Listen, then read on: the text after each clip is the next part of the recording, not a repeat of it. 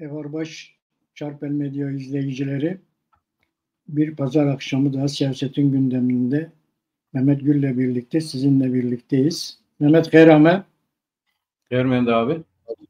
bu siyasetin gündeminde de geçen haftanın önemli olaylarını Mehmet'le birlikte konuşacağız. İran'dan başlayalım Mehmet, istersen. Ben bir İran'da geçen hafta dikkatimi çeken, benim okumalarımda dikkatimi çeken şeyleri anlatmaya çalışayım. Bu İran'ın Belucistan'daki olayları zaman zaman bir aydır hemen hemen her hafta konuşuyoruz. Orada her hafta bir olayı görüşüyoruz. Bu hafta da bir olay oldu. Bu Sistan ve Belucistan bölgesinde pusu kurularak 5 polis yaşamını kaybetti. Orada Belucilerle yönetim arasında bir şey var. Belucilerin de yavaş yavaş silah kullandığı, şiddet kullandıklarını görüyoruz orada. Öyle bir şey var İran'da.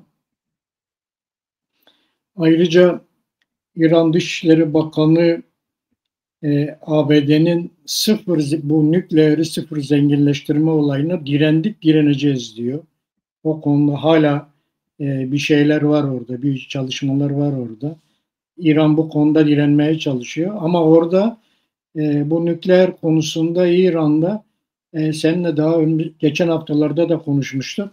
Reformistlerle yönetim arasında nükleerin durdurulması konusunda görüş ayrılığı çıkmaya başladı. Reformistler değişik kanallardan seslerini duyurmaya başladılar. Onlar da en azından İran'ın devlet olarak toparlanıncaya kadar nükleer programın dondurulmasını talep ettikleri söyleniyor şeylerle ilgili. Ama bu taraftan da iktidar tarafı da biz kesinlikle bu konuyu görüşmeyiz diyor. Kimseyle müzakere etmeyiz diyor. Bu bizim en doğal hakkımız diyor hükümet tarafı. Ama İran'da böyle bir gelişme var. Bir de bu Kafkasya'daki gelişmeler biraz etkili olmaya başladı. İşte özellikle Ermenistan'la Azerbaycan'ın Trump'ın liderliğinde bir araya gelip görüşmeleri bayağı bir İran'ı etkilemeye başladı. Hem de bayağı etkiledi İran'ı. İranlılar buna tepki veriyorlar. Özellikle bu Zengezur denen ulaşım meselesine, bu koridora daha çok İranlılar tepki vermeye başladı. Bunu kendilerine tehdit olarak görüyorlar. Evet. Çünkü orada ayrı bir olay var. Bunu ayrıca konuşuruz. Programımız içerisinde Zengezur olayı nedir? Ne getirir, ne götürecek? Bunu değerlendireceğiz. Yani İran'daki gelişmeler böyle. Eğer diyor ki İran'da Hamene'in danışmanı, eğer Güney Kafkasya diyor Trump'a kiralanacağı konuşuluyor. Eğer böyle bir mesele varsa orası ona mezar olur diyor. Onun paralı askerlerine mezar olur diyor.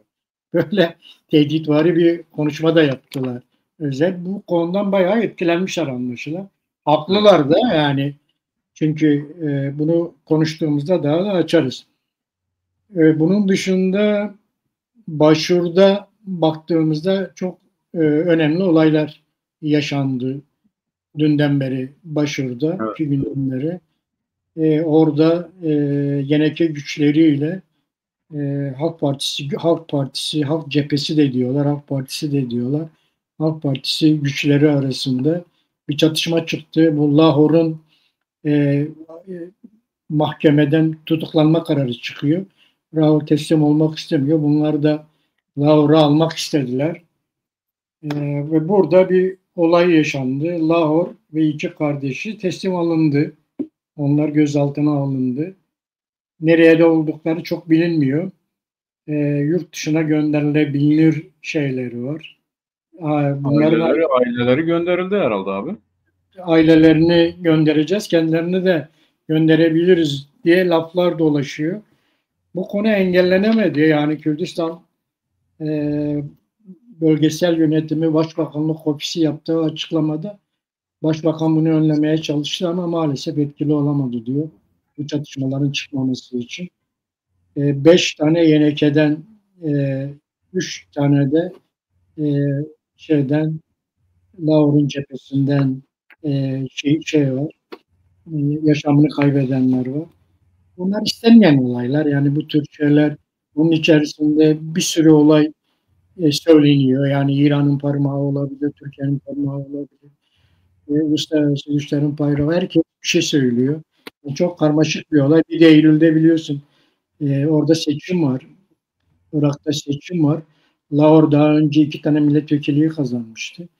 E, Acaba bununla ilgili mi? Bunu tam insan kestiremiyor tabii burada ne olduğunu. Gerçekten kötü bir olay yaşandı. Bunu konuşalım biraz seninle Evet. Mehmet. Ayrıca e, bu IŞİD'lilerin eşleri ve çocuklarının Irak'tan gönderilmesi için karar alındı. Bu da gönderilecek. Bunların tabii bunlar daha çok yabancı güçler. Bunu Evet. becerebilecekler mi? Yabancı dedikleri Avrupalılar böyle bir şeyi kabul edecekler mi? Ama Irak cephesinde böyle bir gelişme var. Göndermeye çalışıyorlar. Kendilerini değil de çocuklarını ve karılarını göndermeye çalışıyorlar. Ama Avrupa buna ne der? Bunu önümüzdeki haftalarda göreceğiz. Böyle bir çabanın olduğunu söyleyelim.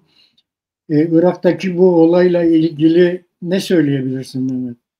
Abi bu Irak'taki yani bizim Kürdistan'daki diyorsun sen değil mi? Evet, Lahor, Baful, Lahor, Lahor, Şeyh Cengi hadisesi. AYB'nin kendi içinde diyelim. Evet, şimdi bu tabii gerçekten de kötü. Yani görüntünün ötesinde kötü bir hadise. Fakat maddi temelleri var bunlar. Yani böyle dışarıdaki güçlerin ötesinde Lahor Şeyh Cengi'nin AYB içerisinde de biliyorsun Kürdistan genelinde de zaten farklı bir tutumu vardı. Bunu Kerkük'te gördük. Evet. Açıklamaları belliydi, tavrı belliydi, tutumu belliydi.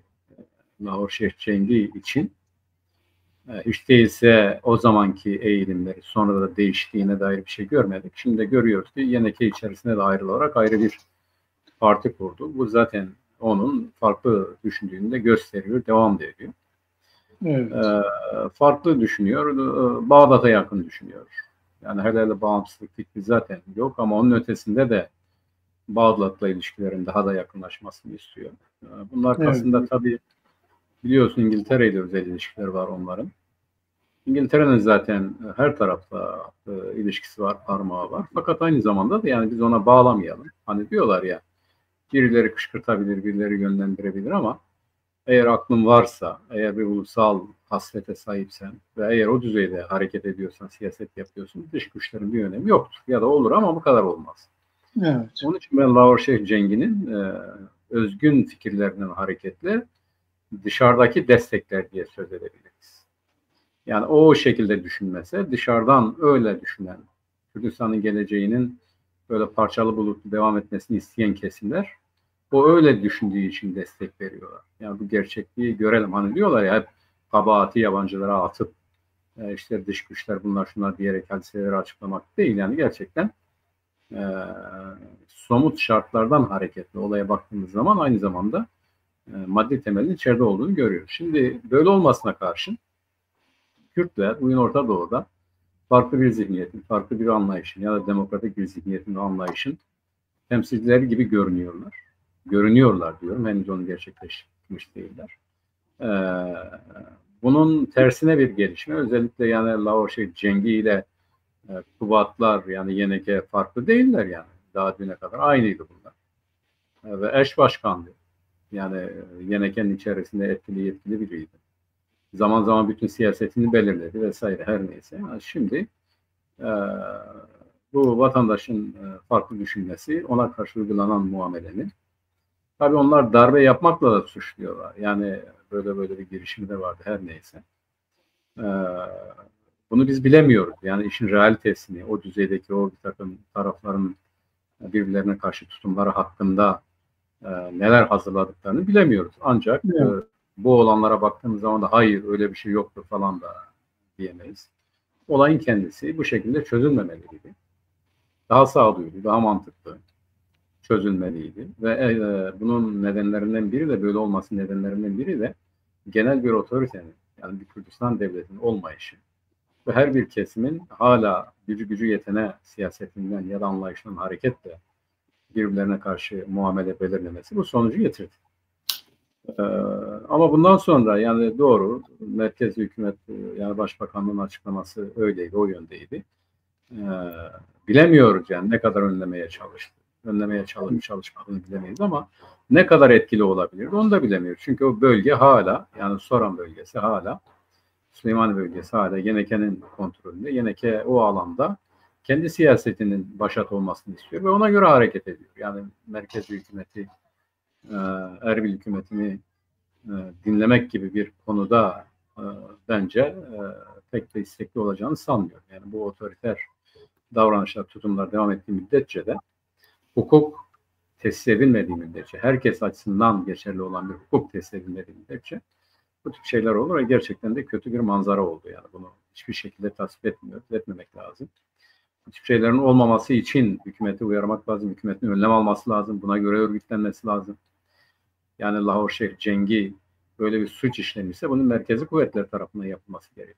Yani hukuksal boyutu net olan, belli olan işte bu aile içi ilişkiler ya da siyasi ilişkilerin dışında bir müdahale olması gerekiyordu.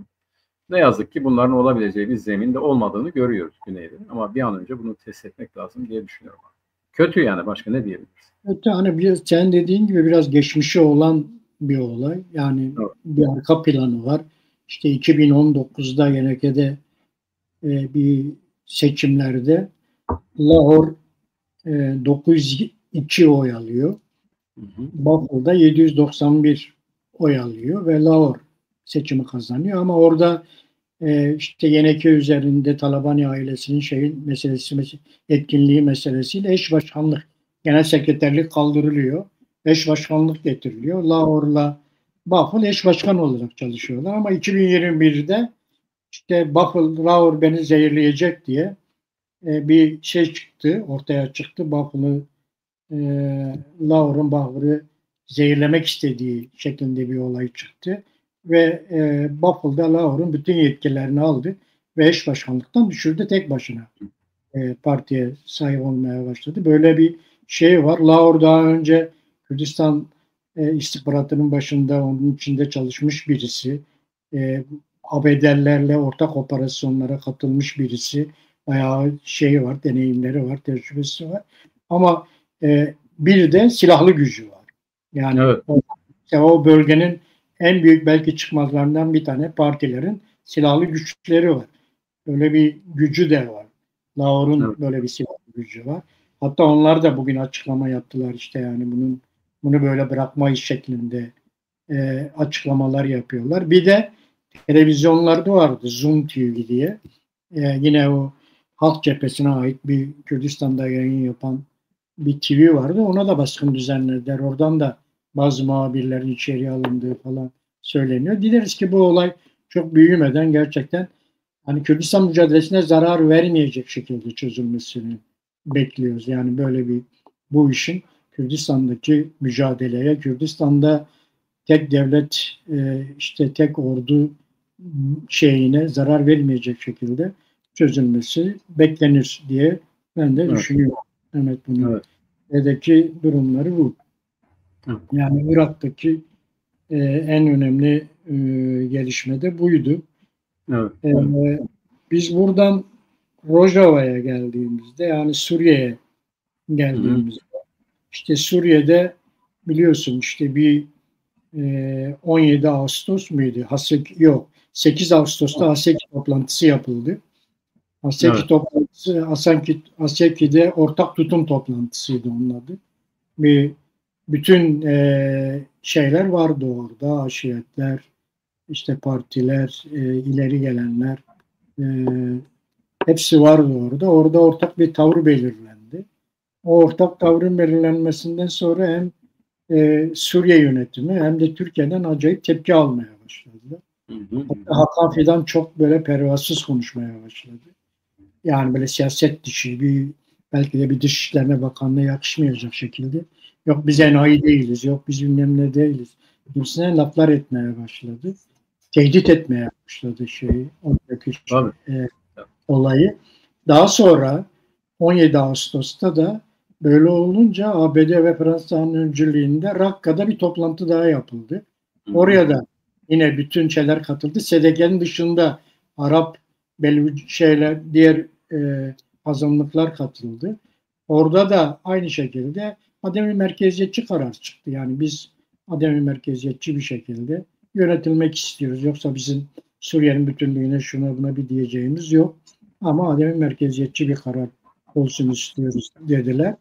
Ve böyle bir gelişme oldu. Türkiye'de hala tehdit etmeye devam ediyor Mehmet. Ne dersin? Evet abi, bu normal. Yani buralardan geçecektik zaten. Yani bu Hakan Fidan'ın konuşmasından önceki sürece bakarak sessiz sedasız bir şeylerin olacağını zaten beklemiyorduk. Konuşuyorduk onu. Evet. Hatırlıyorsan biz daha bu El Şara, bu Colani iktidara geldiği zaman, yani kendisini devlet başkanı ilan ettiği zaman dedik ki Mart'tan itibaren durum belli olacak. Mart'tan itibaren de görüyoruz zaten. Yani bu Alevilere yönelik saldırıda başladı, Dürzilerle devam etti. Şimdi bize karşı bunlar organize oluyorlar. İşte dedikodular ya da rivayetler, işte Ekim'de bunlar bir şeyler yapmaya çalışacaklar. Ekim ortaları gibi SDG üzerinde bir takım oyunlar oynanacak gibi görünüyor. Şimdi tabii yani SDG ya da Kürtler diğerleri gibi değil. Bu neden böyle değil? Sadece nüfusu itibariyle söylemiyorum. SDG dediğimiz zaman Amerika Birleşik Devletleri, Avrupa, işte yine tarif edersek Kanada'ya kadar uluslararası güçlerin bulunduğu bir konsorsiyumdan söz ediyoruz. Bu konsorsiyumun Orta Doğu siyasetini CENTCOM, Orta Doğu siyasetinin CENTCOM üzerinde yürümesi ve CENTCOM'un da zaten SDG'ye dayanmaz hadisesidir. Yani bu CENTCOM'a karşı bir tutum bir tavır olur. CENTCOM'a karşı bir tutum bir tavır meydana geldiği zaman, gündeme geldiği zaman hatırlıyorsun abi. Evet. 2 tane Türkiye Cumhuriyeti helikopteri SDG'ye saldırdı. Amerika düşürdü.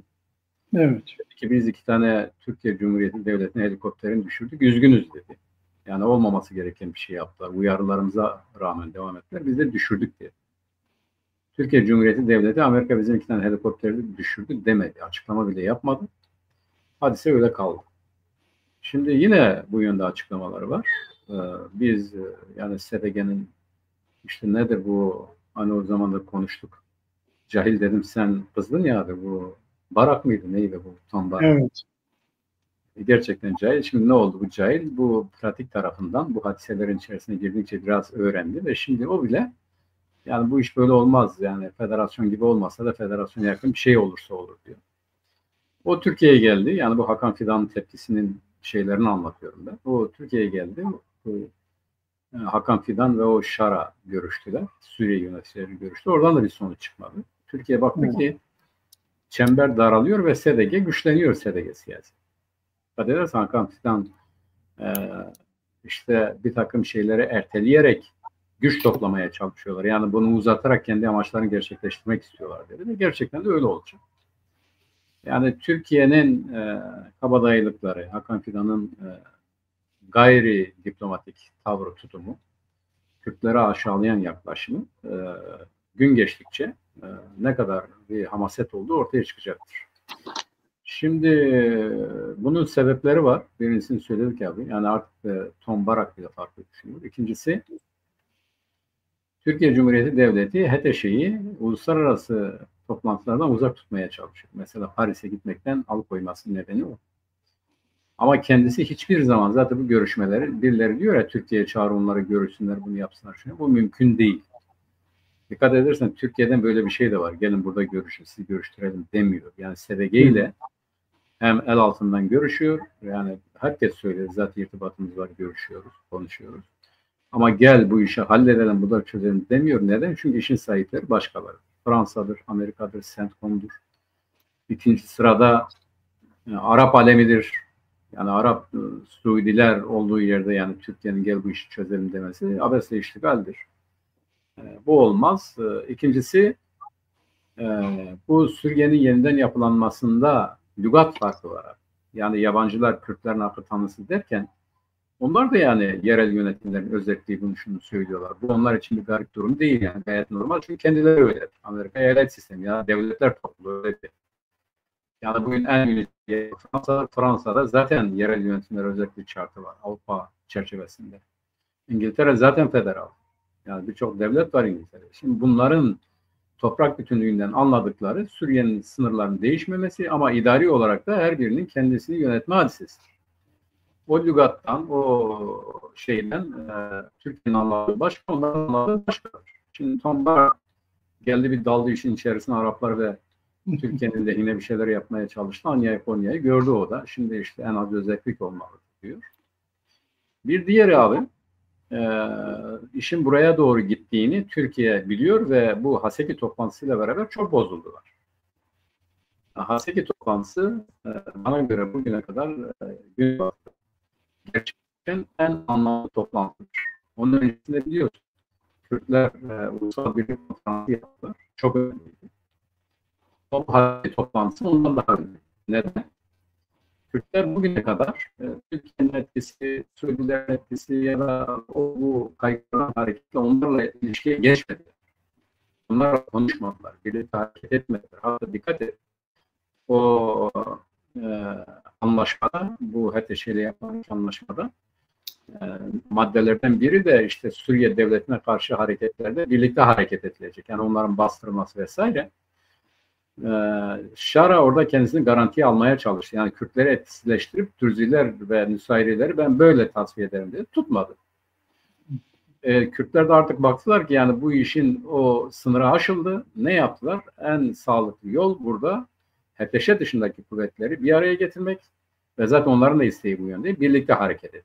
Şimdi o gerçekleşti. Türkiye'nin büyük tepkisi buradan ileri geliyor.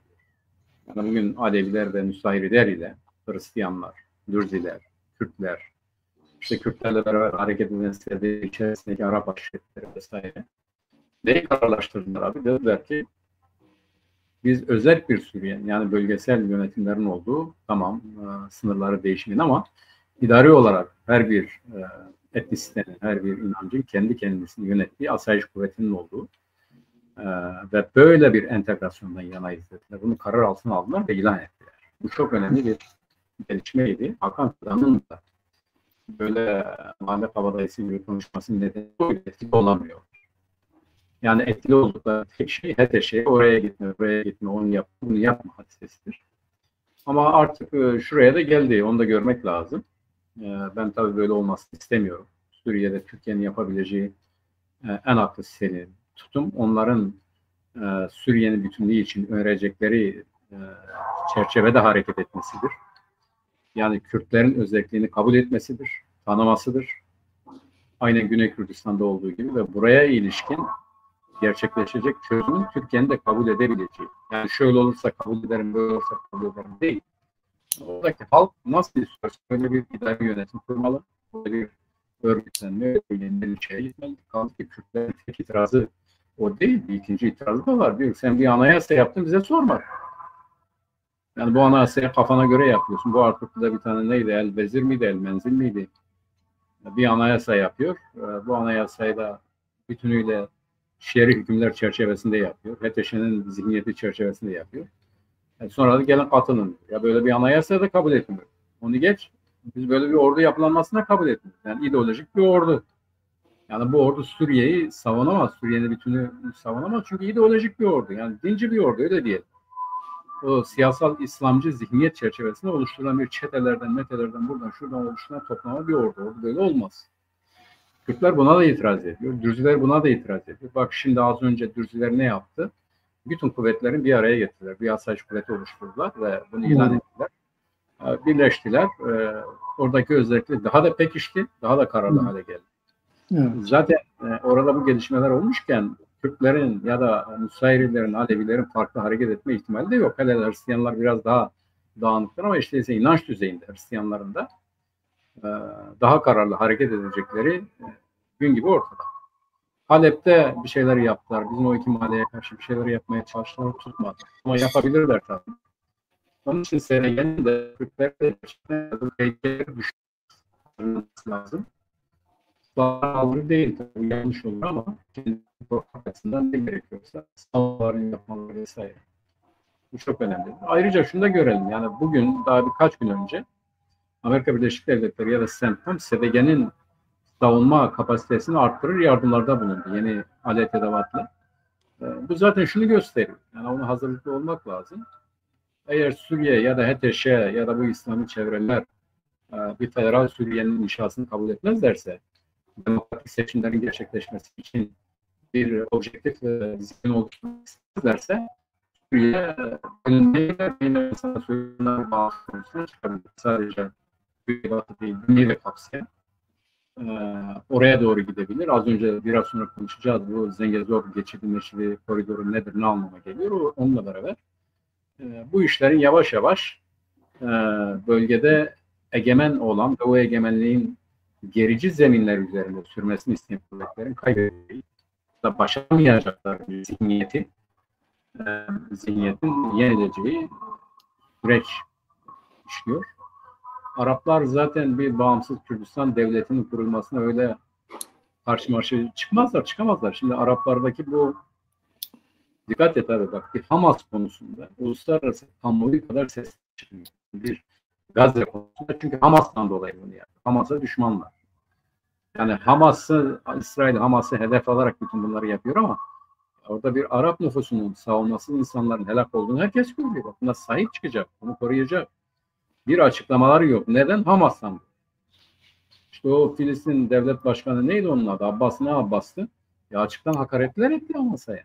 Yani çok kötü, galis küfürler etti. Yani böyle bir işleri var, böyle bir yaklaşımları var. Şimdi bunların Arap dünyasının tek kaygısı, gaydesi bana göre kendilerinin güvencede olduğu ve kendilerini rahatsız eden bir gelişme olmak. Suriye'nin de bir çerçevede nasıl yapılacak konusunda hiçbir sorun olacağını ben sanmıyorum. Devletleriyle Körfez ülkeleri arasında stratejik bir işbirliği var. İsrail buna dahil olmaya çalışıyor. İsrail onu kabul ediyor. Onlar da zaten giderek Filistin devletinden eğer böyle olacaksa Hamas'ın olacak pek taraftar değiller. Başka olarak bunu söylüyorlar. Türkiye Cumhuriyeti Devleti bu konuda giderek geri adım atıyor. Geçen gün Türkiye'de bir birleşmeleri oldu. Ama Hamas'tan istediği tek şey silahsızlanmak oldu.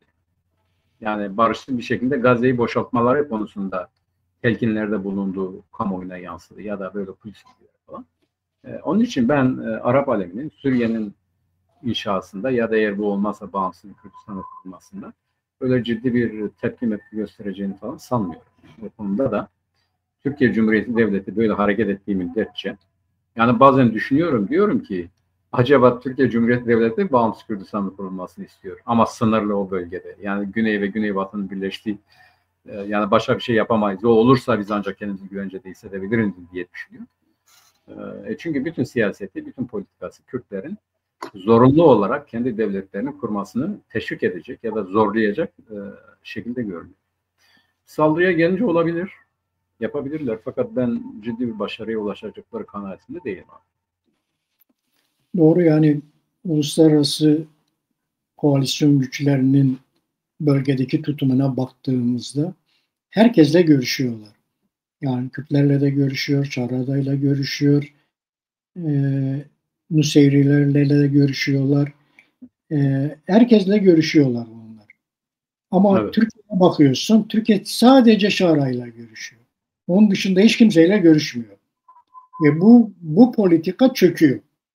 Yani öyle gözüküyor ki Türkiye politika yapmaktan ziyade kendi ideolojik sahipleriyle hareket ediyor.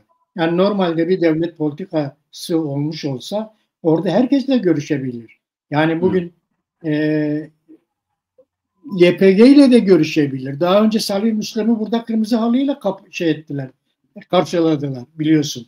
Abi gizli görüşüyorlar. O görüşme devam ediyor. Yine görüşüyor. Görüşmeler yani söylemek istediğim açıkta görüşmüyorlar.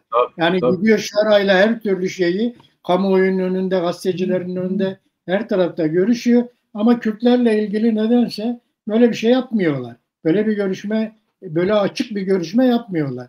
Zaten onu Mazlum Abdi dedi yani bizim Türkiye ile olan kanallarımız açık dedi, görüşüyoruz dedi. Ama bu şekilde değil. Açık bir şekilde görüşme şey olmuyor. Şimdi aynısını bunlar Güney'de de yapmışlardı. Hatırlarsan hani Güney Kürdistan kurulduğunda kıyamet koptu, ya biz buna izin vermeyiz, şöyle yaparız, böyle yaparız falan. Ama sonra en iyi dostları Güney Kürdistan oldu. Yani hem ekonomik anlamda hem siyasi anlamda en büyük güçleri Güney Kürdistan oldu. Bugün Türkiye'deki silah bırakma olaylarına baktığımızda hem YNK'den hem KDP'den büyük destek görüyor mesela. Türkiye'nin bu politikası, bu PKK'yı silahsızlandırma politikasında her iki taraftan da destek görüyor. Yani Türkiye'nin bu şekilde Kürtlerin üzerine gitmesi, Kürtleri hedef alması, Türkiye'nin Kürtler Suriye'de bir statü kazandıklarında Türkiye'ye tehdit oluşturmayacaklar. Güney Kürdistan'da olduğu gibi. Yani Güney Kürdistan'da Kürtlerin bir özellik kazanması Türkiye'ye ne kadar tehdit oluşturuyorsa Suriye'deki kazanım da ancak o şekilde olacak yani. Nasıl zaman içerisinde Güney Kürdistan hükümetiyle kurulan yakın ilişkiler varsa önümüzdeki süreçte eğer Suriye'de de böyle bir şey olduğu zaman Rojava'da da böyle bir şey gerçekleşecek. Yine aynı şeyle gerçekleşecek. Yani sonuçta burada bir komşuluk ilişkisi olacak en azından. Bir sınırdaşlık ilişkisi olacak en azından. Bunlara çok dikkat edilmesi gerekiyor. Ama Hakan Fidan'ın gemice tavırları yani böyle ne bileyim farklı bir şekildeki yaklaşımı Kürtleri aşağılayarak yok bize diyerek gibisinden aşağılamalarıyla hem yani Suriye'deki sürece çok büyük zararı olacağını hem de önümüzdeki süreçte Türkiye ile Suriye Kürtleri arasındaki ilişkileri de etkileyeceği. Sonra Kürtler artık sadece Suriye'de değil ki İran'da varlar, Irak'ta varlar, Türkiye'de varlar. Yani bu bütün ilişkilerini Kürtlerle olan bütün ilişkiler, dinamikler bu tür şeyler. Bunlara dikkat edilmesi gerekiyor. Kürtler de artık eski Kürtler değil. Kürtler artık siyaset yapıyorlar yani. Onlar da siyasetin içerisindeler.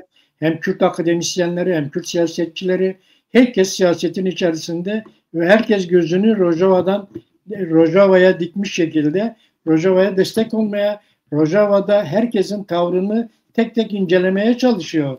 Ve kim dostumuz, kim düşmanımız bunu görmeye çalışıyor Kürtlerde. Kürtler bunları yaptığı süre içerisinde de yani Türkiye'nin bu tavrına karşı da herhalde olumlu bakmaz yani Kürtlerde. Nasıl böyle bir şey olabilir? Yani siz Şara'yla görüşüyorsunuz, Kürtlerle görüşmüyorsunuz. Türkiye'de Kürtlerle dostluk kurmaya çalışıyorsunuz. Dostluk kurmaya, süreç başlatmaya çalışıyorsunuz. Suriye'deki Kürtlerle düşmanlık yapıyorsunuz. Böyle bir şey nasıl olur? Bunun siyaseti yapılabilir mi yani? Böyle bir siyaset yapılamaz yani. Bu açıdan yani benim gördüğüm kadarıyla Hakan Fidan ya gitmek istiyor, yani Suriye'deki politikasının çöktüğünü görüyor, ya gitmek istiyor gerçekten bu şekilde demeçler veriyor, ya da yani Türkiye'nin Suriye politikasında gerçekten bir dönüşüm gerekiyor. Türkiye şunu söylemeli, Suriye'de Kürtlerin bir statü kazanması Türkiye'yi tehdit etmez noktasına gelmeli. Tıpkı Güney Kürdistan'da olduğu gibi diye düşünüyorum. Ben sana katılıyorum abi ama yine de Türkiye'nin bir de şöyle düşünelim, olabilir yani, ben öyledir demiyorum. Biliyorsun biraz sonra geleceğiz bu PKK'nın tasfiyesi hadisesinden bu komisyonun faaliyetlerine. Türkiye de bir kesim, devlet içerisinde bir kesim ve tabii siyasal düzeyde daha AKP. Bunun normal bir şekilde seyrini istemiyor. Hani teröristik Türkiye diyorlar ya. Evet. Yani söylüyor, söylemde öyle ama gerçekte pek istemiyor. Çünkü politikasına baktığımız zaman, attığı adımlara baktığımız zaman böyle bir engellemek istediği, sürüncemede bırakmak istediği, sürüncemede bırakarak bunu tavsatmak istediği bir sürü emare var. İşte bu Hakan Fidan'ın tutumunu biraz da öyle yorumlamak lazım diye düşünüyorum ben. Oraya geldiğimizde o konuyu da anlatırım abi. Yani zaten öyle bir politika izlediler ki bak şimdi Suriye hükümeti seçim yapacaktı. Yani adı seçim aslında. Aha. Öyle bir şey yapacaktı. Rakka'da, Süveyda'da bir de Haseki'de seçimleri iptal etmek zorunda kaldı. Evet. Yani işte fiyasko. Tabii. Şimdi DSG Şara'ya diyor ki sen diyor anayasa ilan ederken bana danıştın mı diyor. Yok, danışmadım. Danışmadın. Peki sen nasıl benden bir şey bekliyorsun peki? Haklı olarak. Tabii tabii Sen doğru. kendi başına şeriatçı bir anayasa ilan ettin. Hiçbirimizle görüşmedin. Kendi başına şey yaptın. Kendi başına bir ordu kurdun. 17 tane sana bağlı olan o terörist grupların liderlerini getirdin. Orgeneral, tümgeneral yaptın. Şimdi bana da diyorsun ki gel bunların emrinde çalış. Ben nasıl geleyim bunlarda çalışayım? Tabii Artı abi. ben bir orduyum, sen ordu değilsin. Nasıl ben gelip senin emrinde çalışayım? Bunları Türkiye'nin görmesi lazım. Gerçekten nasıl bugün Güney Kürdistan'la Türkiye arasında bir ilişki devam ediyorsa, olumlu bir ilişki devam ediyorsa, önümüzdeki süreçte Suriye Rojava Kürtleriyle de Türkiye arasındaki ilişkilerin en az Güney kadar iyi gitmesi için Türkiye'nin bu politikasından vazgeçmesi lazım ve Suriye'de herkesle görüşmesi lazım. Dürzilerle de görüşmesi lazım. Nusayrilerle de görüşmesi lazım. Kürtlerle de görüşmesi lazım ki Türkiye kendi sınır güvenliğini koruyabilsin diye düşünüyorum ben. Abi şimdi Güney'le iyi geçinebilsin diyoruz. Mecburen öyledir. Evet. Hatırla, referandum Ama zamanı böyledir. Böyledir yani uluslararası ilişkiler. evet, referandum zamanı ne yaptı? Bu tankları Nusaybin'de hareketlendirdi, sınıra doğru Evet. sürdü. Dedi ki sizi bir kaşık suda boğarız dedi. Su bile içemezsiniz dedi. Bizim suyumuzu bak. Yani Fırat ve Dicle'yi yani bizim suyumuzu bizden esirgedi. Şimdi zaman zaman da açıklıyor ya aslında biz orada da bunu istemiyorduk ama oldu bir kere. Evet. Şimdi Güneybatı'da bunu istemiyor az önce dediğim gibi. Çünkü bazı yani eskisinden daha farklı olarak Kemalist çevreler diyor ki yani HTŞ'dense SDG'yi biz tercih ederiz. Bunu açık açık söylüyor. Yani onlarla konuşup anlaşmak lazım diyorlar. Bakalım. Umarım öyle olur. Yani Türkiye'nin de yararına olacak siyaset budur. Eğer gerçekten Kürt milletiyle barış içerisinde bir hayat, bir gelecek oluşturmak istiyorsa Kürtlerin iradesine saygı duyması lazım. Kürtlerin de Nusayrilerin de değil Tabii mi? tabii bütün olarak ya bu zihniyetten kurtulması lazım. Evet. Yani herkes Müslüman olacak, Sünni olacak, herkes işte bu tarikatına kadar yani HTŞ'ci olacak, IŞİD'ci olacak diye bir şey olmaz ki. Yani bu Devlet politikası ideolojik sahiplerle yürütülemez. evet. Böyle bir şey yok zaten yani. İşte Orta Doğu'da bütün politikası çöktü. Mısır'da gitti barışmak zorunda kaldı. Libya'da ne hale geldi? Aynı şeyler, aynı politikalar yani. Evet. Buradan çıkılması gerekiyor. Kürtlerle iyi geçinmeleri gerekiyor. Kürtlerle dost olmadan Orta Doğu'da bazı şeyleri yapabilmek artık mümkün değil. Bunu herkesin görmesi gerekiyor. Aynen. Kürtlerle dost olmak zorundalar. Orta Doğu'da var olmak istiyorlarsa. Orada Evet. politika yapmak istiyorlarsa. Bunların dışında Türkiye'ye geldiğimizde Mehmet, yani Bakur'da bir süreç devam ediyor. Bu PKK'yı tasfiye süreci devam ediyor. Bununla ilgili bir komisyon kuruldu. Hı-hı. Komisyona İyi Parti'nin dışındaki bütün siyasi partiler katıldı. Grubu olan olmayan bütün siyasi partiler katıldı. Bugüne kadar 5 tane toplantı yaptılar. 5 toplantı yaptı komisyon şu ana kadar. Tarafları dinliyorlar olarak. En sonunda da işte Kürt anneleriyle yaptığı toplantılarda kriz çıktı. Kürtçe konuşmak istedi bir Kürt annesi. Ona izin vermedi Numan Kurtulmuş. Zaten Numan Kurtulmuş'u ben baştan beri siyaseten güvenilir bir adam olarak görmüyorum. Yani siyaseten hiç güvenilir biri yok, bir yanı yok. Siyasi bir kararlılığı yok. Kendi partisinin genel başkanı iken partiyi bırakıp başka partiye giden bir adam. Artı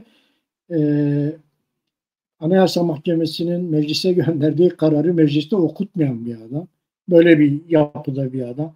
Onu okumamak için rapor alıp Avrupa'ya başka taraflara giden bir adam. Bu anlamıyla çok böyle siyaseten güvenilir biri değil Numan Kurtulmuş.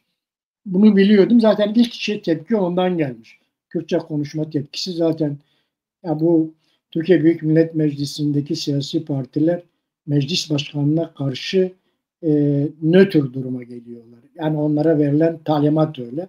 Hepsi meclis başkanına karşı nötr duruma geliyorlar ve o müdahale ediyor. O müdahalede de şey yapılıyor.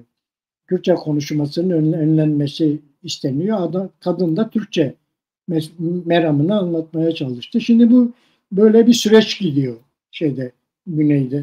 Türkiye'de Mehmet. Yani Kürtçe konuşmaya yasak geliyor ama Kürt meselesi konuşuluyor. Nasıl olacak bu iş Mehmet?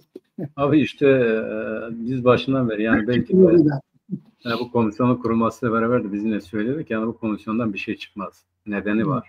İşte onlar belli oluyor zaten şimdi. Başka faktörler de ortaya çıktı. Şimdi bu komisyon yasal değil. Yani bir yasa çıkarılarak oluşturulmuş bir komisyon değil. Türkiye Büyük Millet Meclisi Başkanlığı'nın inisiyatifiyle oluşturulmuş bir komisyondur. Bu bir.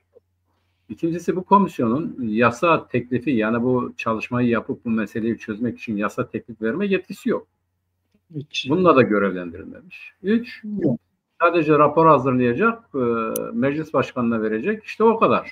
Ne olacağı ondan sonra hükümetin bileceği bir iştir. Evet. Bu komisyonun bu bizim işte bu barış annelerinden birinin Kürtçe meramını anlatmasının önlenmesi hadisesi de şunu gösteriyor. Zihniyet olarak yani yasayla belirlenmemiş, yasayla oluşturulmamış ama komisyonun ruhu itibariyle de herkesin eşit olduğu, herkesin eşit haklara sahip olduğu komisyon üyelerinin. Yani o komisyonda olan her bir üye, oraya katılan her biri eşit haklara sahiptir. Yani konuşma hakkına, öneride bulunma hakkına vesaire. Buna aldırmayan, bunu dikkate almayan, hayır sen Kürtçe konuşamazsın diye itiraz eden, yani biz bunu Türkçe'ye çevirmek istiyoruz diyenler olduğu halde bunu yapmayan bir komisyon başkanı. Senin dediğin gibi siyaseten de geçmişine baktığımız zaman hiçbir şekilde demokrat kimliği, kişiliği olmayan bir anlayış ve bu komisyona da yansıyor. Bu bir.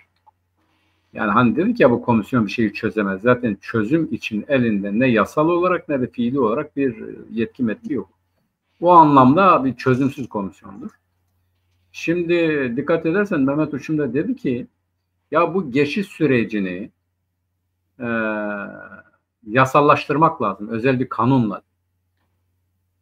Yani böyle olmuyor evet, dedi. Bu böyle yürümüyor dedi. Aslında. Evet yani bu böyle olmuyor dedi. Böyle yürümüyor dedi. Yani buna göre bir kanun çıkarmak lazım. Geçiş süreci kanunu gibi. Yani çünkü engelleri görüyorlar. Yani komisyona gittiler. Komisyonda da bir şey olmuyor. Olmayacak. Onlar bunu görüyor. Yani devlet bu PKK'yı tasfiye etmek isteyen devletin bir kanadı ya da ağırlık kanadı yani her neyse kendi isteklerini AKP'ye kabul ettirmiyor. Ettiremiyor yani. Yani AKP her açıdan sorun çıkarmaya, bu işi çözümsüz bırakmaya, kendi istekleri kabul edilinceye kadar bu nedir? Bu da bir dönem daha Cumhurbaşkanlığıdır. Bu kabul edilinceye kadar, garanti edilinceye kadar ipe on seriyor. Yani hep sıkıntı çıkarıyor. Bu Kürtçe konuşmanın engellenmesi de bunlardan biridir abi. Bu birincisi. Evet. Yani kabul edilebilir bir tarafı yok. Oraya gidenin onların dediği gibi konuşma mecburiyeti yoktur. O dinlenir. O kaydedilir, çevrilir ya da çevrilmez her neyse. Bu oradaki mekanizma içerisinde gerçekleştirilecek bir şeydir ama birine şöyle yap, böyle yap dikte edilemez. Yani komisyonun ahlakına aykırı bir şeydir. Evet. Bu doğru değil. Yani Kürtçeyi sadece Kürtçe konuşma hadisesi değil. Biri gelir İngilizce de konuşabilir. Hayır sen öyle de böyle bilmiyor adam yani. Kadının sonraki videosunu sen izledin bilmiyorum. Çok tutarlı, çok düzgün bir konuşma yaptı. Evet. O anamız dedi ki ya benim kendi meramımı kendi dilimde anlatmaya tahammül edemeyen biri, beni tanımayan biri bu meseleyi nasıl çözecek dedi. Bunun çözüm olmayacağı belliydi. Yani orada da var yani yine kurmancı anlatıyor. Yani evet. Diyor bunun şey olmadığı belli diyor yani bu komisyonun bir şey çözemeyeceği. Bunların bu sürece layıkıyla yaklaşmadığı belli diyor. Biz bunu anlamış olduk diyor. Yani Kürtleri tanımıyor diyor. Benim orada konuşmama karşı olması değil sadece. Kürtleri tanımıyor, dilini tanımıyor, yapısını tanımıyor, dertlerini tanımıyor. Benim gibi ol diyor dedi. Çok tutarlı, çok düzgün bir konuşma yaptı o şeyde. Daha sonra ben izledim onu. Haricen yani izledim onu. Şimdi bu bir. Yani bu komisyonun daha önceki verilerin ortaya çıkmasıyla beraber bu komisyonun bir şey yapamayacağının kanıtı biri bu, ama daha kötüsü şu abi. Orada demliler var. Güya kendilerine sosyalistin diyen partiler var. Tip var, MF var. Yani CHP, o yeni yol, meni yol, Hüdapar'ı geç. Yani bir dem, iki MF, üç tip. Değil mi abi? Bunlar sosyalistiz diyor yani. Demler de. Evet, öyle diyorlar. Demlere, yani dem diyor biz Türkiye'nin partisi olduk artık. Türkiye'nin partisi olarak dem de demek ki Kürtleri görmezden geliyor. Yani birisi demiyor ki Sayın Başkan, sizin bunu dikte etme hakkınız yoktur. Burada herkes istediği dilde konuşabilir. Yani neden yasaklıyorsunuz? Yani burası parlamento mu? Değil mi? Yani komisyon toplantısı. Özel bir hadise. Hani yasaları dikkate alıyoruz. Bunlardan da bir itiraz gelmiyor. Dikkat edersin.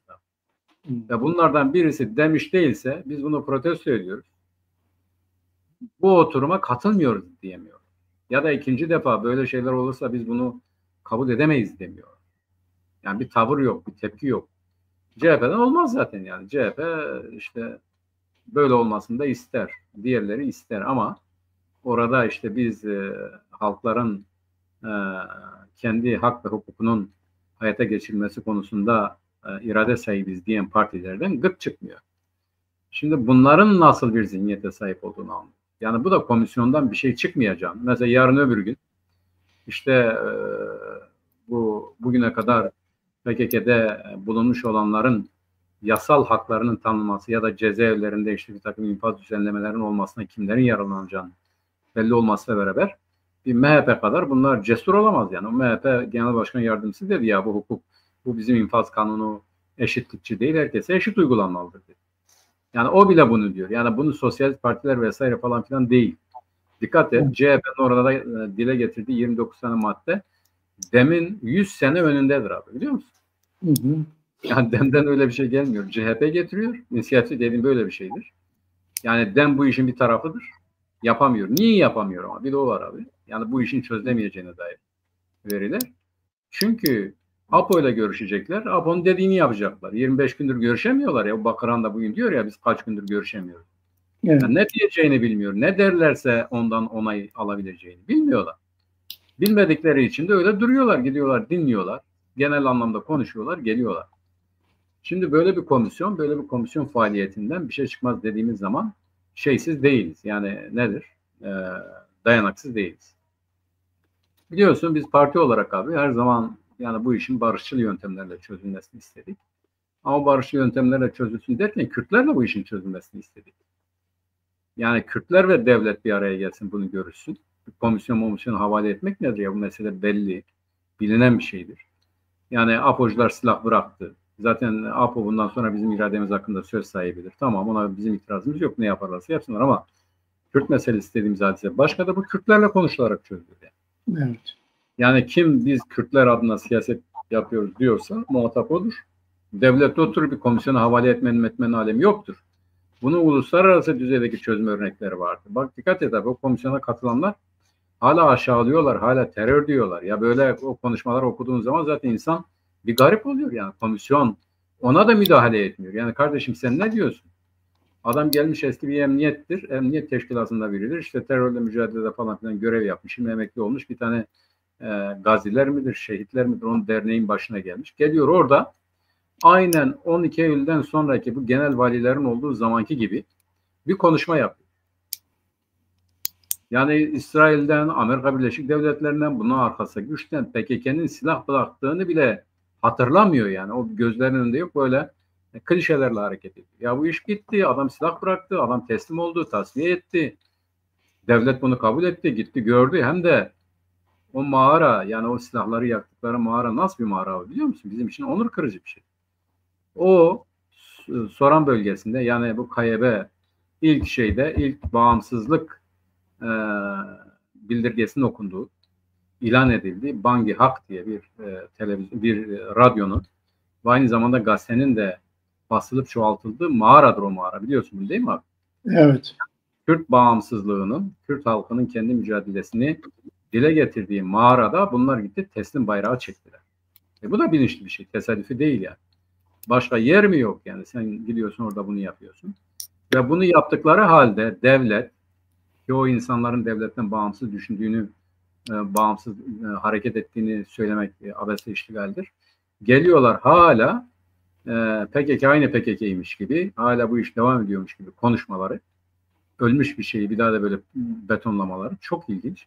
Bu komisyonda bulunan birileri ya sen ne diyorsun, sen hangi akla hizmet ediyorsun demiyor. Ya da bunu sonuna kadar dinliyor ama bir Kürtçe konuş diye bunu dinlemiyor. Yani buna tahammül etmiyor.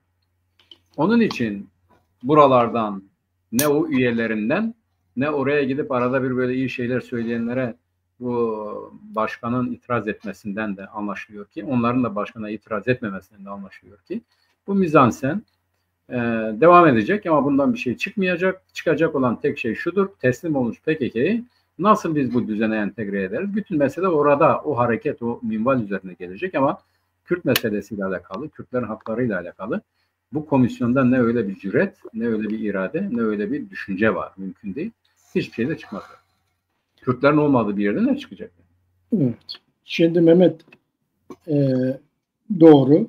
Yani konuşulan Kürt meselesi değil zaten. Konuşulan PKK'nın tasfiye meselesi. Bu konuşuluyor. Olay evet. Bu.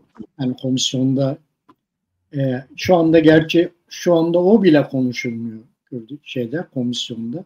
Şu ana kadar 5 toplantı yaptılar. Hala ciddi bir şeye girilmedi henüz. Ne olacağı, ne biteceğiyle ilgili. İşte önümüzdeki hafta 2 toplantı daha var. Bir tanesi eski Türkiye Büyük Millet Meclisi başkanlarıyla bir şey olacak. Onların görüşleri dinlenecek. Arkasından barolarla ilgili bir toplantı olacak. Onların görüşleri, baro ve bazı hukukçuların görüşleri alınacak. Önümüzdeki hafta bunlar var. Bunları göreceğiz. Onların görüşlerini alacaklar, evet. Dinleyecekler. Şimdi komisyonda bu mesele konuşulmuyor ama siyasi partiler, özellikle Cumhur İttifakı içerisinde olan siyasi partiler bu komisyonda ne önereceklerini tartışıyorlar, konuşuyorlar. Bununla ilgili kulis bilgileri dışarıya sızıyor. Yani mesela MHP'lerin AKP'lerin konuşmalarında, çalışmalarında şu varmış. 1. Çatışma bölgesinde bulunmuş olsa dahi hiçbir PKK'li hak gelmeyecek. Çatışması değil. Çatışmanın içinde olana zaten gelmeyecek. Çatışma içine girene zaten gelmeyecek. Çatışma bölgelerinde olanlar dahil hiçbirine hak gelmiyor. Evet. AKP'nin hazırladığı komisyonda bu var. Bunu nasıl belli olacak diyor. Bu da her silah bırakanın ismi Milli İstihbarat'a gidiyor. Milli İstihbarat bunu değerlendiriyor. Ona göre bu adam çatışmış mı? Çatışma bölgelerinde bulunmuş mu? Bununla ilgili karar veriyor ve ona göre değerlendirilecek bunlar. AKP'nin üzerinde çalıştığı taslağın içerisinde bu var. Anlatabildim mi Mehmet? Bu. Yani bunlar şu anda komisyonda konuşulmuyor ama siyasi partilerin kendi arasında konuşuyorlar. İkincisi, çatışmaya girse dahi, çatışma bölgesinde olsa dahi hiç kimse PKK silah bırakmak için silahlı örgüte üye olması suçundan ceza almayacak. Bunu konuşuyorlar. Yani hiç kimse gerek çatışmanın içinde olsun, gerekse çatışma bölgesinde bulunsun, diğerlerinden ceza alır ama PKK silah bıraktığı için silahlı bir örgüte üyelik suçu düşüyor. Buradan ceza almayacak diyor. Bunun üzerinde çalışıyorlar. AKP'lerin çalışmaları. MHP'liler de umut hakkı üstünde çalışıyorlarmış. Abdullah Öcalan'ın dışında hiç kimse umut hakkından yararlanamasın. Evet. Bütün mesele bu. Bunun üzerinde çalışma var. Bir de infaz yasasını sadece teröristlerle değil herkes için bir infaz yasasında değişiklik istiyorlar. Hani bu 1/3 meselesi var ya Mehmet. İnfazda. Evet. 1/3 meselesi. Bunu işte %50'ye falan belki çekme düşünceleri var. İnfazın %50'ye düşürülmesiyle ilgili. Yani şimdi siyasiler 5'te 3'ünü yatıyor. Adliler %50'sini, %48'ini yatıyor. Yine onu herkese göre yapmaya çalışıyor. Evet, bunu eşitlemeye çalışıyorlar. Herkese uygun bir şey çıkarmaya İşte çalışıyor. öyle olursa yine epeyce insan çıkacak yani cezaevine. Evet, Eğer öyle olursa. gözüküyor. Ama AKP'liler buna karşı çıkıyor çünkü bu genel af olur diyor. Çünkü AKP'liler bu süreci akemete uğratmak istiyor yani. Evet, yani AKP'liler buna karşı çıkıyorlar. Bu genel af şeyine girer diyorlar. Bunun için karşı çıkıyorlar AKP'liler. Ona girmiyorlar. MHP'liler de diyor ki biz bu çalıştığımız konuları AKP ile müzakere etmeden komisyona getirmeyiz diyor. Evet.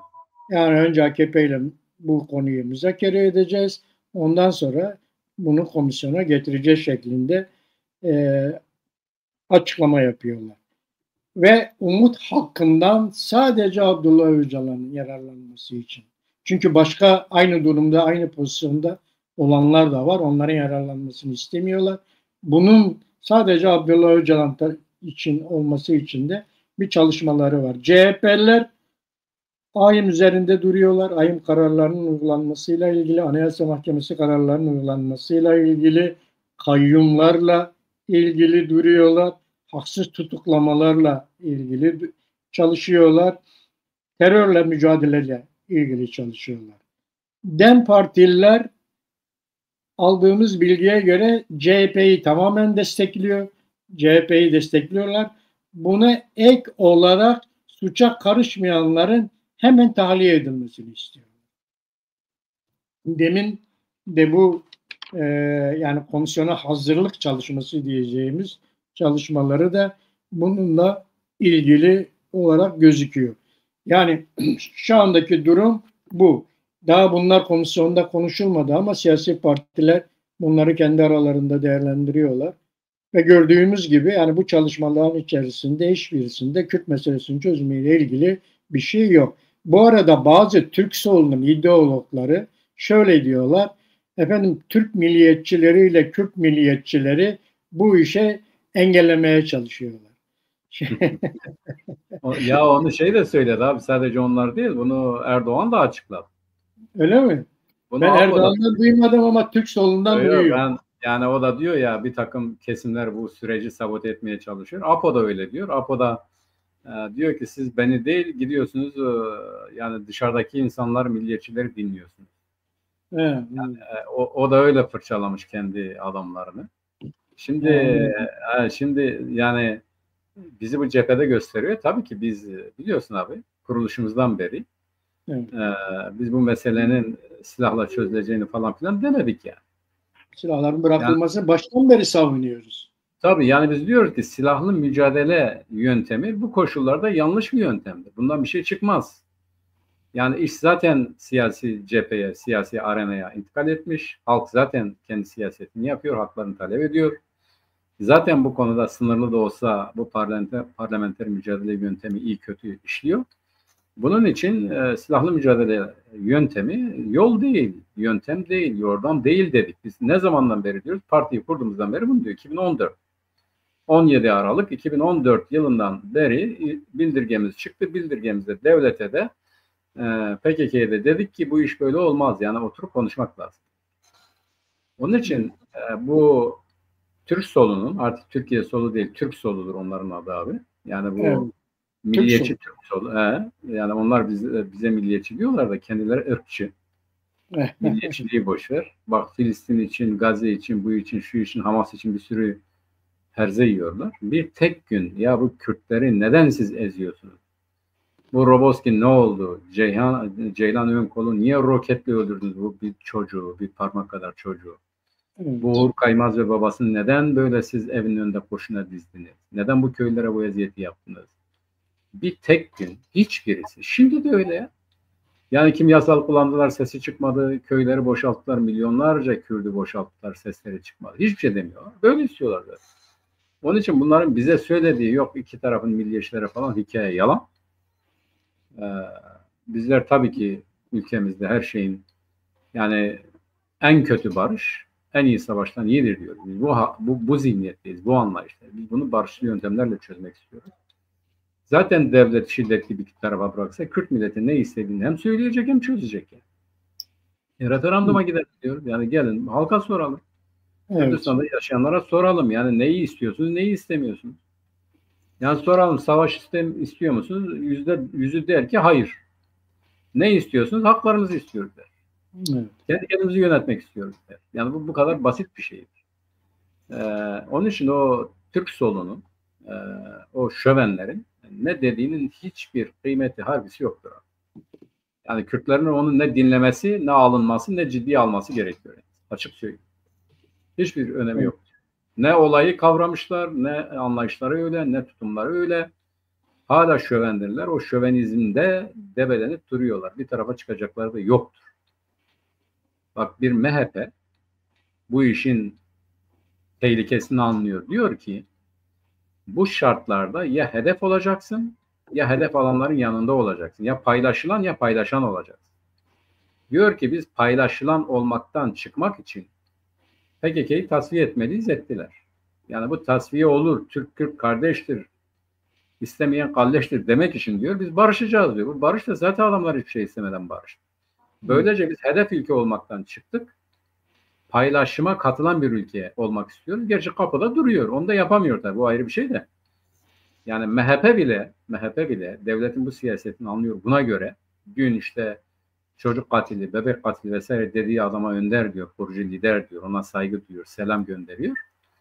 Yani bu şövenizm batağında debelenip duranlar hala uluslararası realiteyi, Orta Doğu gerçekliğini, Kürt realitesini anlamış değiller. Onun için onları ciddiye almaya gerek yok.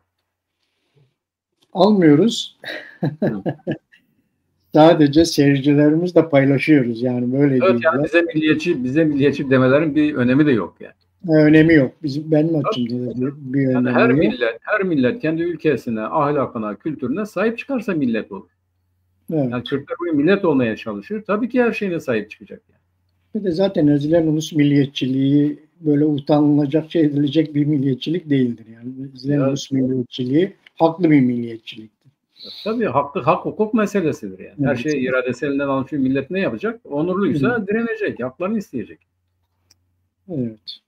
Şimdi tüm bunlar gelişirken Mehmet bir baktık ki Trump Azeri liderle Ermenistan liderini aldı. Bir toplantı yaptı. Onları barıştırdı. Ondan sonra da dedi ki ben Nobel adayım dedi. Ne olacak bu Trump'ın işi? Abi gerçekten sürpriz oldu. Yani hani diyorlar ya bazı şeyler gerçekten sürpriz oldu. Hiç böyle ben Trump'ın öyle bir girişimde bulunacağı falan filan inan ki hiç düşünmedim yani. Yani o konuyu o şekilde çözeceği konusunda hiç düşünmedim. Fakat gerçekten de bugün Azerbaycan ve Ermenistan arasındaki o barış protokolü. Yani tabii şöyle bakmak lazım. Henüz bütün o protokol parlamentolar tarafından onaylanacak, oylanacak. Ondan sonra resmiyet kazanacak. Yani bugün Aliyev ile Paşinyan mıydı abi? Paşinyan anlaştılar. Bir protokolde anlaştılar. O Zengezur koridorunu da Amerika Birleşik Devletleri'ne verdiler. 199 yıllığına. 99 yıllığına. Evet. 49'unu biliyorduk da bu 99 nereden çıktı? O da çok ilginç. Şimdi bu Zengezur geçidi çok önemli biliyorsun abi. Yani Amerika Birleşik Devletleri'nin oraya gelmesiyle Zengezur koridorunu alması sadece İran değil. Türkiye'nin de hani diyorlar ya Çin Seddi'nden Adriyatik'e kadar Türk dünyası. İşte o Zengezur koridoru o Adriyatik'ten Çin Denizi'ne kadar denilen yolu böyle arada dikey bir şekilde kesiyor. Evet. Ermenistan'dan tut İran'a kadar öyle bir hançer gibi oraya girdi. O araya girdi. Evet. Yani o Zengezur geçidi, o Zengezur koridoru Türkiye Cumhuriyeti Devleti'nin Orta Asya'ya erişimini ya da İran'ın Ermenistan'a erişimini her neyse nereye bakarsan bak Azerbaycan, Ermenistan ilişkisi dışında her tarafı resmen böyle paramparça etti. Bloke etti o. Şimdi sadece o değil abi. Putin'i de öyle bir yakaladı ki yani Putin de herhalde bunu beklemiyor. Ama Rusya Federasyonu yani Putin yönetimi bunu çoktan hak etti. Ermenilerle özel anlaşması olduğu halde, savunma anlaşması olduğu halde bunu farklı bir şekilde yorumladı.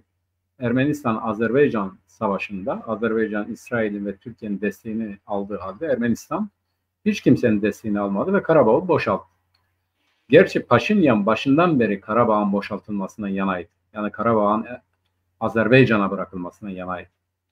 Biliyorsun bu Karabağ ve Nahçıvan iki paralel bölge. Birisi Azerbaycan toprağı içerisindedir, Ermenistan'ındır. Evet. Birisi Ermenistan toprağının içerisindedir, Azerbaycan'ın. Doğru. Yani böyle tezat, yani böyle bir denge kurmuşlar eskiden.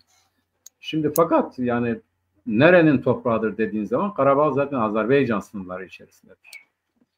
Ama bu dağılmayla beraber Azeriler Rusya'nın da desteğini alarak oraya yerleştiler, Karabağ yeniden.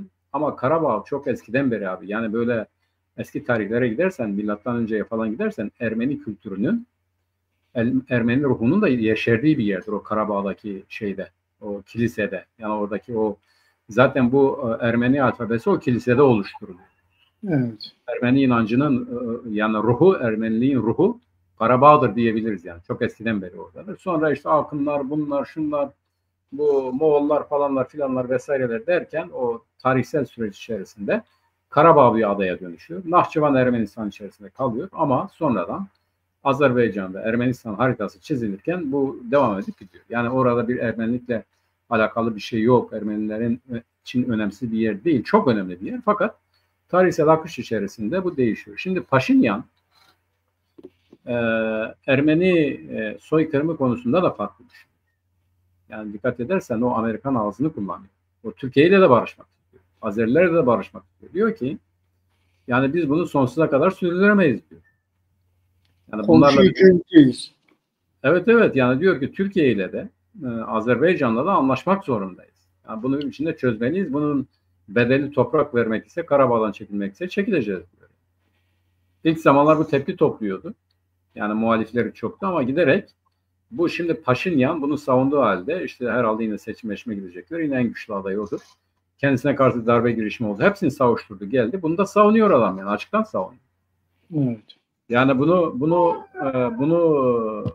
savunduğu için, yani anlayışı böyle olduğu için bu Zangezur geçidi gündeme geldi. Azerbaycan'la anlaştı ve Putin'i Kafkasya'dan silip süpürdüler. Putin'in elini ayağını kestiler. Dikkat et, Putin'in elinin ayağının kesilmesi bir neden, sadece bu değil, bir gösterge değil. Aynı zamanda Orta Asya Cumhuriyetleri, işte kimisi para için bu şu falan filan hiç önemli değildir. Avrupa ile yaptıkları anlaşmayla beraber de zaten Putin oradan kuşatıldı. Yani Zengezur geçidi, Amerika'nın oraya yerleşmesi iki tane kuvveti tehdit ediyor. Birincisi Rusya, ikincisi İran. Bu İran'ın kuzeyden kuşatılmasıdır. Rusya'nın güneydoğudan kuşatılmasıdır. Bu gerçekten bu açıdan çok önemli. Sadece bu değil. Aynı zamanda Ermenistan'daki klasik geleneksel düşüncenin, ne diyorlar ona, davanın akamete uğraması. O davanın artık farklı şekilde dile getiren bir kesim var, bir iktidar var, bir yönetim var. Onun için de çok ciddi bir gelişmedir Kafkaslar'da bana göre. İran açısından da çok önemli bir engeldir. Onlar her ne kadar sen az önce söyledin, biz yok onu engelleyeceğiz, onu yerle bir edeceğiz falan. Hikayedir o abi. Evet. Sen zaten belirttin. Bugün İran neyle uğraşıyor? O reformistlere diyor ki siz Amerika ile konuşmakla hata ettiniz diyor. Onları o konuda sıkıştırıyor. Onlar da diyor ki siz memleketi ateşe attınız diyor. Hani biz ondan önce konuşuyorduk ya, bundan sonra İran olmayacak. İran değil artık. Yani İran içerisinde artık o silahlı şeylerin, neydi sen az önce dile getirdin, o Belüşların, her evet, ne kadar onlar biz Kürdüz diyor, bizimkiler de yok siz Kürt değilsiniz diyor. Bana göre onlar da bu Aryan topluluğu içerisinde onların silahlı direnişi, adamlar geldi adliyeyi bastı. Daha basmaya devam edecekler. Yani bundan sonraki süreçte İran kendi iç yani bu reformcular ile o Mollalar arasındaki mücadeleye tanıklık edecekler. Onun için onlar ne bu Zengezur koridorunda ele geçiren Amerika'ya bir şey yapabildiler, ne de İran içerisinde eskisi gibi hüküm sürebilirler. Onların şeyi yandı, onların çanına ot tıkandı yani. Artık onlar eskisi gibi sesleri çıkmıyor. Ben bir diğeri bu Zengezur Koridoru ya da Ermenistan-Azerbaycan anlaşmasıyla beraber dikkat edersen bu Aliyev çok şey bir adam, yani ne diyelim, o da aynen bu Hakan Fidan gibi. O şey savaşında, Azerbaycan-Ermenistan savaşında çok kötü açıklamaları vardı. Yani böyle övünmesi, hani bu eski kralların savaşı kazanırken böyle anıtlar mantlar dikerek ya da yazıtlar oluşturarak orada kendilerini övmesi gibi. Bu Ermenistan karşısında böyle gerçekten onları aşağılayan çok kötü açıklamaları vardı. Ama bir realiteye dönüştü bu. Bugün Kafkaslar'da Azerbaycan iki tane önemli gücü arkasına almış. Yani Amerika Birleşik Devletleri ve İsrail'i arkasına almış. Artık neredeyse Türkiye'yi de tanımayan ya da Türkiye'yi artık dikkate almayan bir şeye dönüştü. Bir odağa dönüştü, öyle diyelim. Ermenistan'ı hizaya getirdi, o öyle düşünüyor. İsrail'in desteğini aldı. Amerika'nın desteği arkasında ve daha önemlisi bunlar İran'ı da sıkıştırmak konusunda Azerbaycan'ın böyle bir hülya olarak, bir rüya olarak beklediği Büyük Azerbaycan'la birleşme hadisesinde artık hissediyorlar ya da onu gerçekleştirebilecekmiş gibi hareket ediyorlar. Bu çok önemli bir değişikliktir. Yani mantalite de değişti Kafkaslar'da. Strateji değişti, taktik değişti. Düşmanlar dost oldu. Dost olanlar arasında bir hançer saplandı. Zangezur geçidi ya da Zangezur koridoru Türkiye'nin, İran'ın, Rusya'nın görüşlerine ciddi bir darbedir. Bunu kısaca böyle özetleyebiliriz. İran'da orada hiçbir halt malt işleyemez. Onu da söylemek lazım. Şimdi bu Zengezur, Mehmet Çarlık Rusyası döneminde Ermenilerle Azerilerin birlikte yaşadığı bir yer. İkisi beraber birlikte yaşıyorlarmış. Sonra Sovyetlerden sonra burada bir çatışma çıkmış Ermenilerle Azeriler arasında. Sovyetler bu çatışmaya son vermek için Zengezur'u Ermenilere veriyorlar, Nahçıvan'ı Azerilere veriyorlar. Bu şekilde ikisinin arasını vurup bu orayı bitiriyorlar. Böyle bir toprak bu toprak. Evet. Bu Bakü'den Kars'a kadar uzanacak bir koridor, yani bizim gördüğümüz, ama bunun içerisinde Çin de var. Çin'in de bu yolla birleşmek için uğraştığı bir yol var. O yolla birlikte bu ikisi ta gelip Avrupa'ya kadar uzanacak bir ticaret yolu. Bu sadece bir karayolu değil, sadece bir demir yolu değil. Bunun içerisinde fiber optik yolda, fiber optik şeyler de. Evet. Bunların hepsini kapsayacak şekilde bir şey. Şimdi bunun bu en kritik kısmı Zengezur koridoruydu. Çünkü o Ermenistan'ın sınırları içerisindeydi. Azeriler bunu aşamıyorlardı. ABD girdi, orayı kiraladı 99 yıllığına ve güvenliğini de kendi kuracak. Bu yüzden de İran, daha önce bu yol İran'dan geçiyordu. İranlar tamamen kendilerinin bypass edildiğini gördüler ve burada Türkiye'nin etkinliğini arttıracağı için karşı çıkıyorlar. Biz bu işten olduk, biz kesinlikle buna izin vermeyiz diyorlar. Artı ABD'nin güvenlik güçleri artık gelip İran'la komşu olmaya başlıyor. Oraya doğru geliyor. Evet, bu sınıra yakın da geldikleri için İranlılar çok karşı çıkıyor ama ilginçtir.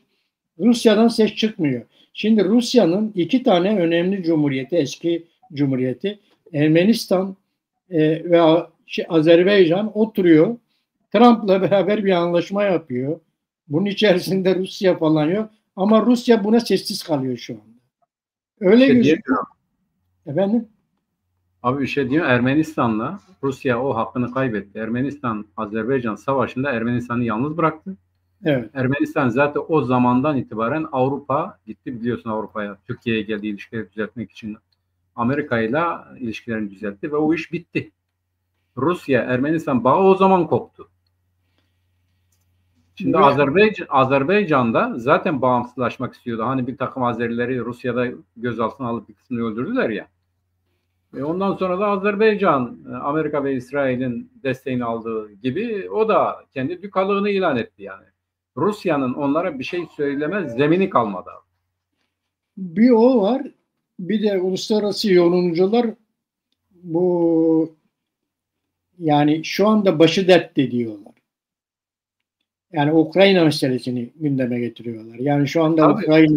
Ukrayna meselesi gündemde olduğu için, yoksa yani eski Sovyetlerin 2 tane cumhuriyeti oturuyorlar, Trump'la anlaşıyorlar. O toprakların bir kısmını 99 yıllarında ABD'ye kiralıyorlar falan. Yani bu Rusların çok böyle kolay kolay kabul edecekleri bir şey değildi.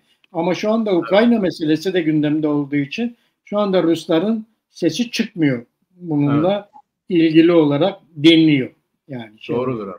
Aynen öyle. Aynen. evet, Hani, böyle hani bir biz bu Rusya-Ukrayna savaşı çıkınca o zaman diyorduk ki valla Rusya'nın boğazına öyle bir şey indirdiler ki ne yutabiliyor ne tükürebiliyor.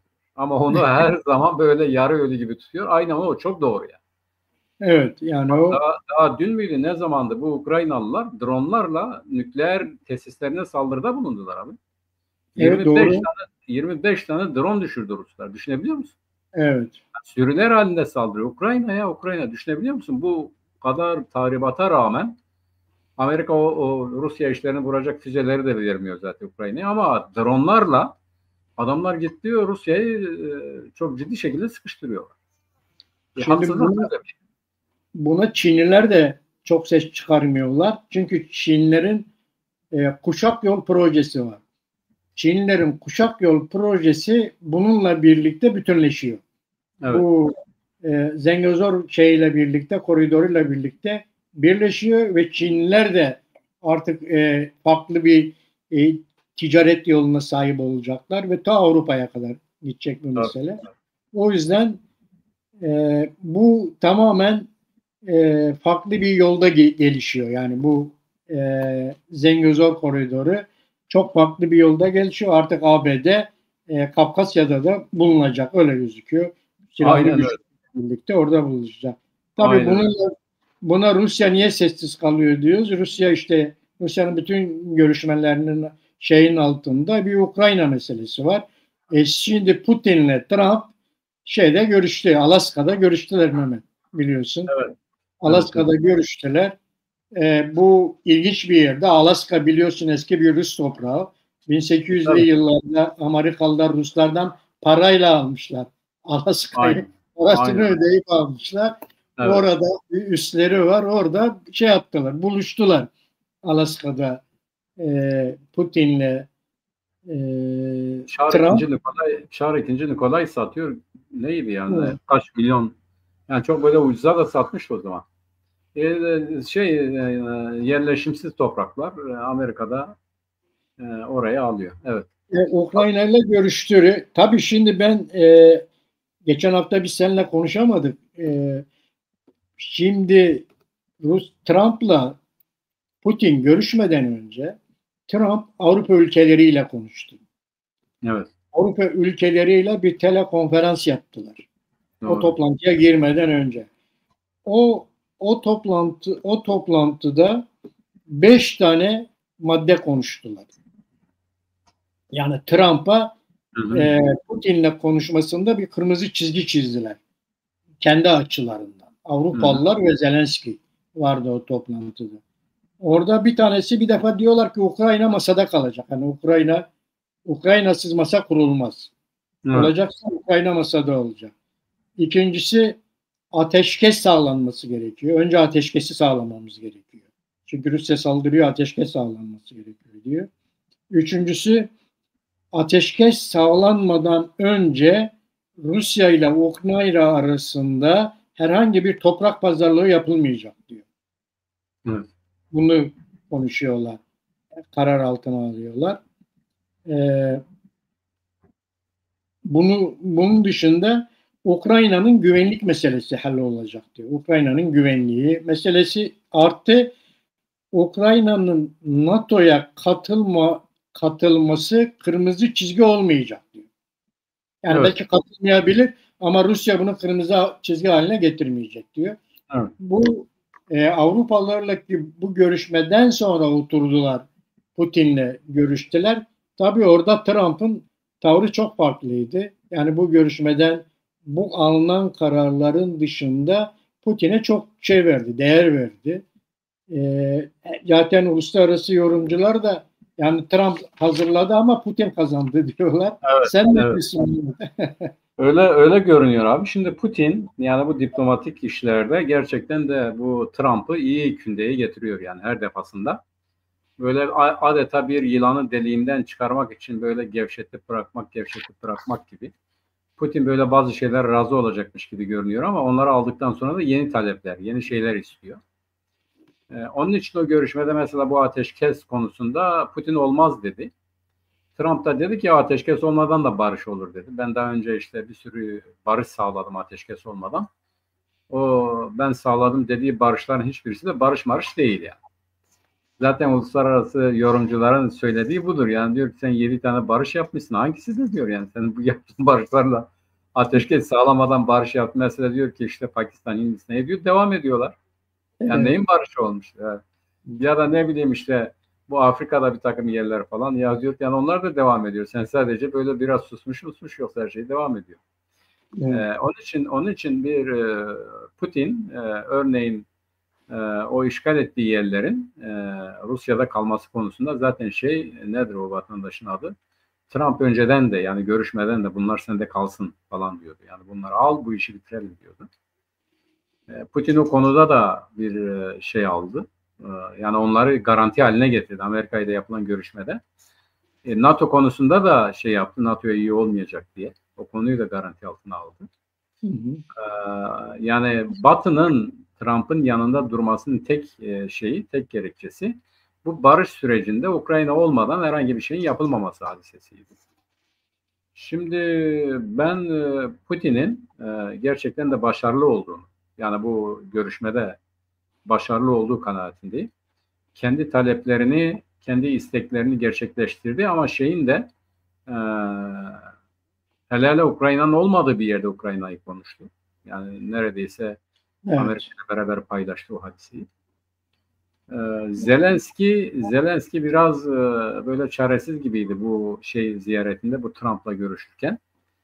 Bu Trump'la görüşmesi içerisinde artık Trump ne yapıyordu onu dikkat edersen böyle sırtını sıvazlıyordu bir çocuk gibi Evet. yani yüzüne geçer gibi. Yani bunlar da olur ama barışacağız falan filan gibi. Fakat olmadı. Dikkat edersen olmadı. Evet. Bu yer konusunda Türkiye mi olacak, Avusturya mı olacak, başka bir yer mi olacak konusunda Zelenski herhalde bu Türkiye'nin olması konusunda pek istekli değil, Putin de değil. Zelenski'nin buradaki şartı önemli, güvenlik diyor. Yani ben bu görüşmeye gideceğim ama güvenliğimin test edilmesi, sağlanması lazım. Demek pek güvenmiyor yani, o konuda. E, Fakat nihayetinde şunu da görebiliyoruz. Artık Ukrayna-Rusya savaşında Rusya da bunu sürdüremiyor. Yani Rusya gerçekten de çok zorlandı bu hadisede. Evet. Rusya da bu işi bitirmek istiyor ama bitirirken işgal ettiği toprakların en azından önemli bir kısmının Herson, işte Kırım, o bir iki tane bölge daha var. Onlardan yarı kısmının yani bugün Rusların yaşamadığı bir bölge hariç diğerlerinin Rusya'da kalmasını Doğu Ukrayna diyorlardı ya. Evet. O aşağıya bir şerit gibi uzanan o sınırdaki 3 bölgenin ve Kırım'la beraber Rusya artık bunlar bizim toprağımızdır diyor ve Trump da bunu kabul ediyor. Trump'ın da itiraz etmiyor. Ayrıca da bu Ukrayna meselesinde, NATO'ya üyelik meselesinde Amerika zaten istemiyor Ukrayna'nın hemen olmasını. Avrupa o konuda biraz istekli. Fakat bu savaşın yeniden ateşkesi devam etmesi bence riskli bir hadisedir. Yani hala taraflar bir el ense çekiyor. Nedir ne değil, kim neye ne kadar razı. Fakat sonuçta öyle görünüyor. Yani bu Avrupa için de ciddi bir yük haline geliyor. Neden ciddi bir yük haline geliyor? Ukrayna'nın insan kaynağı meselesi var. Yani savaşçı bulmakta zorlanıyor. 10 milyon insan Ukrayna'yı terk etmiş abi. Yani eskiden bu savaşma Evet. konusunda gönüllü falan filan hadiseler vardı ama şimdi de yani çoğu Ukrayna'yı terk edenler askere gitmemek için terk ediyor. Evet, doğru. Düşün ki Rusya da öyle. Rusya bak Kuzey Kore'den başka yerden destek istiyordu. Yani İran'dan drone alıyor. Çin'den yardım istedi. Kendi içerisinde zorunlu askerliğe almayı getirdi. Yani bunlar önemli engeller. Nihayetinde insanla yapılacak bir iştir bu. O bakımdan her iki tarafın da kaynaklarının hele Ukrayna'nın bütün dışarıya bağımlı olması nedeniyle kaynaklarının tükendiği bir aşamaya geliyor ve bu Ukrayna savaşı da iki tarafın da eli kolu bağlanarak belki de Rusya kendi başına bırakılabilir. Yani artık Orta Asya'ya, o Türk Cumhuriyetlere, Kafkaslara, Ukrayna'yı da kurtarabildikleri kadarıyla kurtarıp onu da bir kaleye dönüştürme konusunda Batı iyice kuşatmış olacak Rusya'ya yani. Yani yok Akdeniz'miş, yok bura şura falan filan vesaire, artık bunlar Rusya'nın erişebileceği yerler, olaylar değil gibi görünüyor. Yani Rusya'yı Ukrayna Savaşı'yla terbiye ettiler, etmeye de devam edecekler diye düşünüyorum. Evet, yani Rusya'nın da bu Trump'la olan görüşmede 3 nokta üzerinde durduğu söyleniyor. Bir tanesi kesinlikle NATO meselesi. Yani Ukrayna NATO'ya üye olamaz. NATO benim sınır komşum olamaz diyor. Birincisi bu. Orada bastırıyor. İkincisi, ben şu ana kadar işgal ettiğim topraklardan çekilmem diyor. Bunu pazarlık etmem diyor. Üçüncüsü de Kırım benimdir diyor. Kırım olayını bitirelim diyor. Daha henüz o devam ediyor. Bunları bitirelim diyor. Bakalım önümüzdeki süreç bize ne gösterecek Mehmet? Yani bu uluslararası güçlerin bölgedeki bilek güreşleri Kürtlerin de işte bu fırsatları alacağı kararlarla kendi lehine çevirmesi çok önemli. Gerçekten yani bu Zengezur koridorunda da Kürtlerin avantajı var. Yani bu Kars'tan bölgeden geçen olan bir şey. Bir koridor Kürtlere ekonomik olarak da bir katkı sağlayacak olan bir koridor orası, bir yol olacak. Önümüzdeki süreçte, önümüzdeki haftalarda bunları konuşmaya devam edelim. Başka ekleyeceğim bir şey var mı? Abi ekleyeceğim şey zaten sen özetledin ama daha çok da ben bugün Kürtlerin kalbi Güneybatı'da atıyor. Bu Güneybatı bugüne kadar SDG, PYD, SDG doğru yoldadır. Doğru adımlar atıyorlar. Bu APO'nun plan projesine uymuyorlar, öyle görünüyor ama zorlanıyorlar, o da vardır. Kürtler bu konuya sahip çıkarsa onlar kendilerini daha güçlü hissedecekler.